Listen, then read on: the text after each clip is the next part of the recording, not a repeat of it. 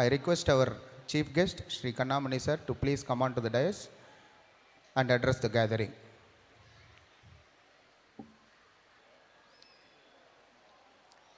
Sri Guru Pyo Namaha. Guru Vandanam. Padma Shri Kala Mandir 18th anniversary Navaratri கலவிழா செலிப்ரேஷனில் அவர் கொடுத்துருக்கக்கூடிய தலைப்பு குரு வந்தனம்.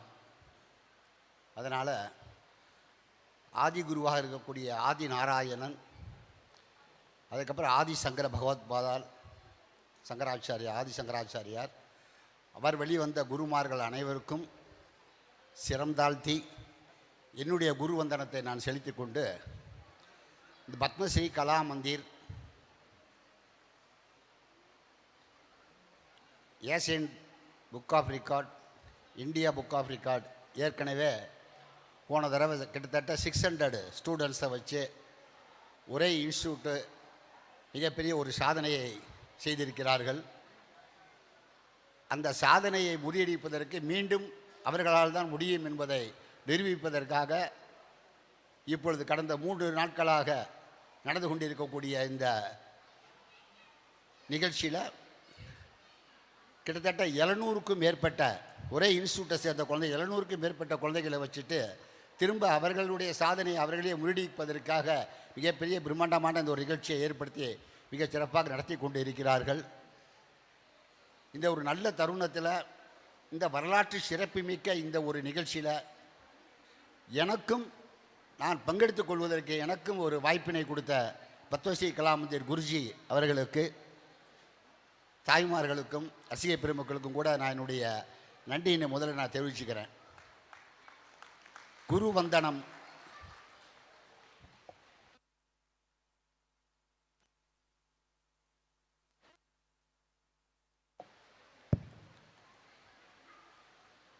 ஒவ்வொரு மனிதருக்கும் அவருடைய வாழ்க்கையில் குரு என்பவர் எப்படிப்பட்டவர், மிக முக்கியமான ஒரு கர்த்தாவாக அவர் இருக்கிறார் அப்படிங்கிறத இந்த பிரபஞ்சத்தை படைத்து ஜீவராசிகளை படைத்து பஞ்சபூதங்களை படைத்த பகவானே அந்த குரு சிஷ்ய பாரம்பரியத்தினுடைய இம்பார்ட்டண்ட் முக்கியத்துவத்தை, அந்த குரு சிஷ்ய கலாச்சாரத்தை உலகுக்கு காட்டுவதற்காக பல நேரங்களில் தானே ஒரு சிஷ்யனாக இருந்து அந்த குருவினுடைய பெருமைகளை எடுத்து சொல்கிறார்.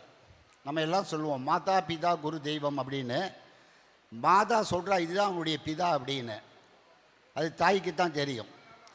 மாதா பிதா 2 பேர் சேர்ந்து குருக்கிட்ட கொண்டு போய் அந்த ஜீவனை ஒப்படைக்கிறாங்க, குழந்தையை ஒப்படைக்கிறாங்க. குரு தன்னுடைய மிகப்பெரிய கருணையால் அந்த குழந்தைக்கு தெய்வத்தன்மையை கொடுத்து தெய்வத்தை காட்டுறார். அவர் ஒவ்வொருடைய வாழ்க்கையிலேயும் குரு அப்படிங்கிறது வந்து ஒரு மோஸ்ட் இம்பார்ட்டண்ட்டுங்கிறதுக்கு சின்ன 2 உதாரணத்தை சொல்லணும்னு நினைக்கிறேன். இந்த பிரபஞ்சத்தை படைத்த பகவான் ஸ்ரீகிருஷ்ணர் மகாபாரதத்தில் வரும்போது அநேக அவதாரம் எடுத்திருக்கார். ஆனால் அந்த கிருஷ்ணாவதாரத்தில் வரும்பொழுது ஜெகத்குருன்னு சொல்கிறோம் ஸ்ரீகிருஷ்ணாவை நம்ம. ஆனால் அப்பேற்பட்ட அந்த பகவானே அந்த குருசிஷ்ய பாரம்பரியத்தை காட்டுவதற்காக சாந்தினிபதி அப்படிங்கிற முனிவர்கிட்ட 12 நாள், அதாவது 12 வருஷம் இந்த குருகுல வாசம்ங்கிறது நிர்ணயித்தது.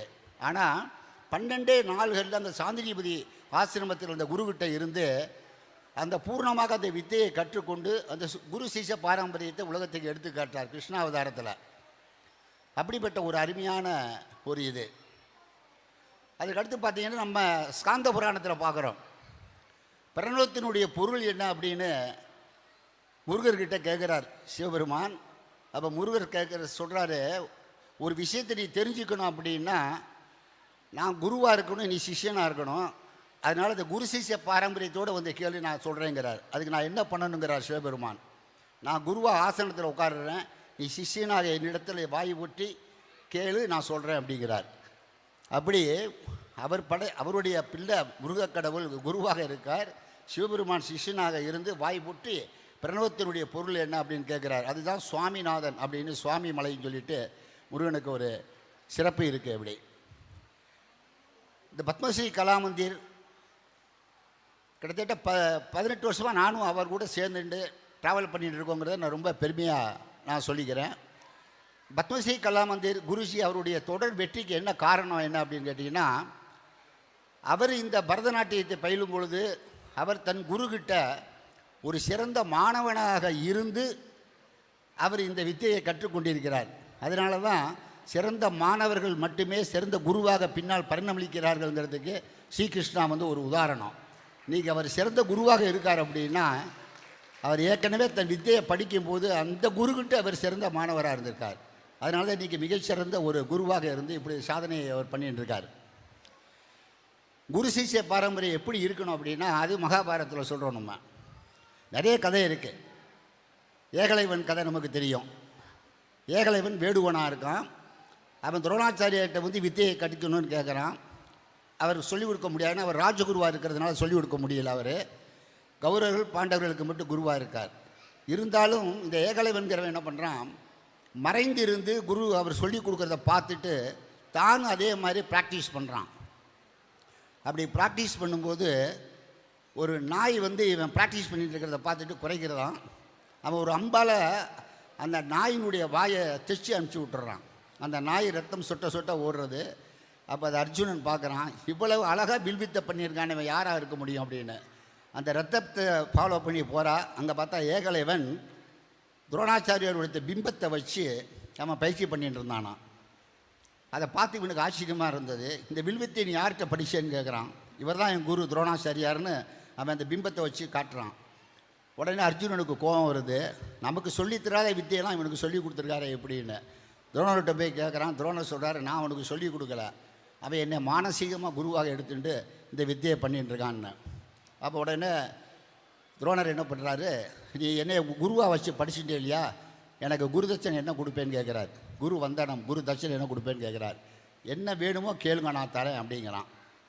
வில் வித்தைக்கு முக்கியமே இந்த கட்டை விரலும் இது தான். ஏன்னா வில் அம்பு தொடுக்கணும் இல்லையா, இழுத்து அடிக்கணும் அப்படின்னா இந்த 2 விரல் முக்கியம்.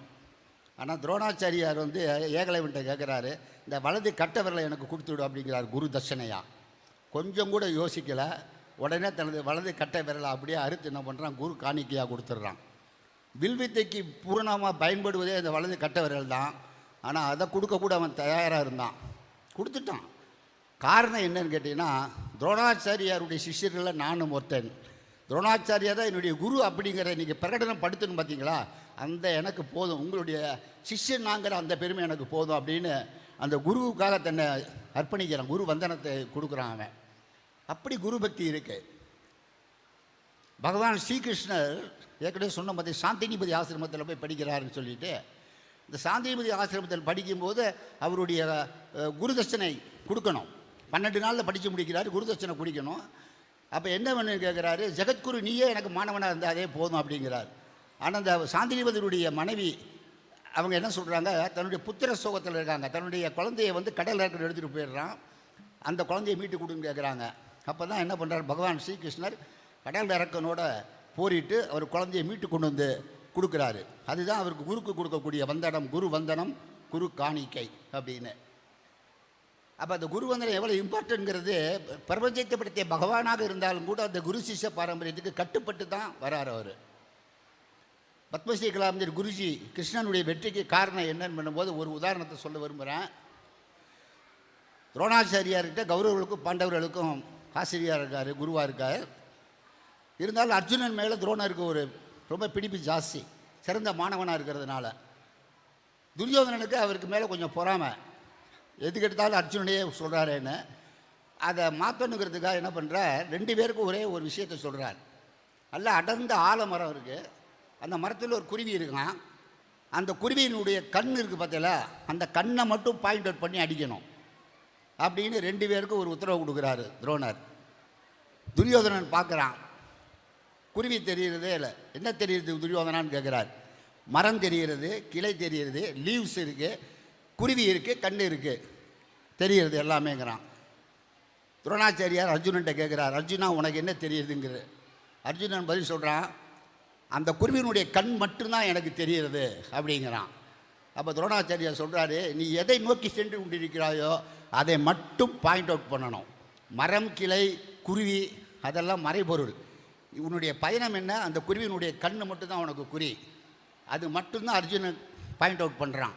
அது மாதிரி தான் எடுத்துக்கொண்ட இந்த ஒரு ஸ்திடப்பிரஜம் சொல்லுவாங்க, அந்த மாதிரி ஒரு வைராக்கியத்தை எடுத்துகிட்டு இருக்கார். இந்த கலைக்கு தன்னை அர்ப்பணித்து கொண்டு மிக சிறப்பாக அது பண்ணணும் அப்படின்னு. அப்படி அந்த அர்ஜுனனை போல தன்னை எடுத்துக்கொண்ட அந்த குறிக்கோளை மட்டும் நோக்கி சென்று கொண்டிருக்கிறதுனால தான் அவர் இந்த வெற்றி பாதையில் தொடர்ந்து பயணிச்சிட்டு இருக்கார் அப்படின்னு சொல்லி சொன்னால் அது மிகையாகாது. அப்படி ஒரு சிறப்பு ஸ்ரீ கிருஷ்ணாவுக்கு உண்டு. இன்னும் ஒரு விஷயத்தோடு முடிச்சுக்கிறேன். ஏன்னா நடைமுறையில் மகாபாரதம் எப்போவும் நடந்தது, அதனால் அதை பற்றி நம்ம படித்து கேள்விப்பட்டிருக்கோம். ஆனால் இப்போ நடைமுறையில் நடந்த ஒரு விஷயம் நம்ம எல்லாருக்கும் தெரியும். காஞ்சி மகா பெரியவருடைய இது வாழ்க்கை, அவருக்கும் ஜெகத்குருன்னு பேர் உண்டு. எல்லாம் கஷ்டம் கற்றுருக்கிறதுனால எல்லோரும் ஜெகத்குரு அப்படிம்பாங்க. அவர் தேச யாத்திரை வந்துக்கிட்டு இருக்கும்போது மெட்ராஸில் வரும்போது ஒரு நண்பர் என்ன பண்ணுறாரு, அவர்கிட்ட போய் அவர்கிட்ட எப்படி நடந்துக்கக்கூடாதோ அது அந்த மாதிரி ஒரு பிஹேவியர் சரியில்லை அவர்கிட்ட. அவர் என்ன பண்ணுறார், அவர் வழி மறித்து நீ என்ன பெரிய ஜெகத்குருவா, உனக்கு எல்லாம் தெரியுமா அப்படின்னு அவர் பாஷையில், அந்த மெட்ராஸ் பாஷையில் அவர்கிட்ட தடா புடான்னு பேசுகிறாரு. சிஷ்யர்கள்லாம் அவரை தடுக்கிறாங்க. அப்போ பெரியவர் சொல்கிறாரு, வேணா அவரை பேச விடுங்க, அவர் பேசட்டும், அவர் என்ன சொல்ல வந்திருக்காரோ சொல்லட்டும் அப்படிங்கிறாரு. அவர் வழக்கம் போல் அவர் பாஷையில் அவர் தடா புடான்னு ஒரு பிஹேவியர் சரியில்லாமல் பேசுகிறார். அவர் எல்லாம் கேட்டு முடித்த உடனே மகா பெரியவர் சொன்ன ஒரு வார்த்தை என்னென்னா, நான் ஜெகத்குருன்னு என்னை சொல்லிக்கல, எனக்கு ஏதோ கொஞ்சம் தெரியும், ஆனால் அது கூட தெரியாதவ என்னிடத்துலேருந்து அதை தெரிஞ்சுக்கணும்னு நினச்சிக்கிறதெல்லாம் என்ன குருவாக எடுத்துகிட்டு இருக்கா. இந்த பிரபஞ்சத்தில் நம்ம தெரிஞ்சுக்கணும்னு நினச்சோம்னா எவ்வளவோ விஷயங்கள் நம்ம தெரிஞ்சுக்கிறதுக்கு இருக்குது. தெரியாத விஷயங்களை சொல்லித்தரதுனால அவர் நமக்கு குருவாகிறார். இன்றைக்கு கூட நான் உன்னிடத்தில் இருந்து ஒரு விஷயத்தை தெரிந்து கொண்டேன், பார்த்தா நீ கூட எனக்கு குருவாக தான் ஆகிற அப்படின்னாராம் மகா பெரியவர்.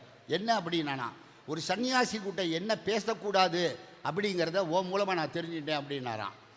அப்போது பாமரனுக்கும் சரி பக்தாளுக்கும் சரி, அவன் கோபமாக வந்தவன் கூட என்ன பண்ணுறான், இவருடைய பணிவினால் அவர் பாதத்தை வணங்கிட்டு போகிறான் அப்படிங்கிறாங்க. அந்த பணிவு இருக்கிறதுனால தான் உயர்வு தானாக வருகிறது. ஒரு ஸ்ப்ரிங்கை நம்ம எப்படி அமுக்குறோமோ அது கீழே இறங்க இறங்க கையை எடுத்தோன்னா ஜம்ப் ஆகிறது. அது மாதிரி தொடர் வெற்றிக்கு காரணம் 18வது வருஷ நிகழ்ச்சி. ஐயப்பன் சபரிமலைக்கு 18 படி, படிப்படியாக உயர்த்தும்படி 18 படி அப்படின்னு ஐயப்பன் கோவிலில் 18 படியை நிர்ணயிச்சிருக்காங்க. அதுபோல் இவருடைய வெற்றி பயணம் தொடர்ந்து அதையும் தாண்டி முன்னேறணும்னு சொல்லிட்டு உங்கள் சார்பாக, என்னுடைய குருநாதர் சார்பாக நான் பிரார்த்தனை செய்து கொள்கிறேன். பெற்றோர்களுக்கு என்னுடைய பரிபூர்ணமான நமஸ்காரத்தை தெரிவிச்சுக்கிறேன். ஏன்னா குழந்தைகளுக்கு கல்வியோடு சேர்ந்து இந்த கலையும் கொடுக்கணும் அப்படி நீங்கள் முன் வந்திருக்கிறதுக்கு பெற்றோர்களுக்கு ஒரு பெரிய தேங்க்ஸ் சொல்லிட்டு, கிட்டத்தட்ட 41 சலங்கை பூஜை, 800க்கு மேற்பட்ட ஸ்டூடெண்ட்ஸ் சலங்கை பூஜை முடிஞ்சிருக்கு. 18 அரங்கேற்றம் பண்ணி கிட்டத்தட்ட 100 குழந்தைகள் அரங்கேற்றம் பண்ணியிருக்காங்கிறதுல உண்மையிலே ஒரு வரலாற்று சிறப்பு மிக்க சாதனை தான். அதனால் அப்படிப்பட்ட பேரண்ட்ஸுக்கு நான் தேங்க்ஸ் சொல்லிட்டு இந்த வரலாற்று நிகழ்ச்சியில் எனக்கு பங்கு கொடுத்தமைக்கு நன்றி கூறி விடைபெறுகிறேன். நன்றி, வணக்கம்.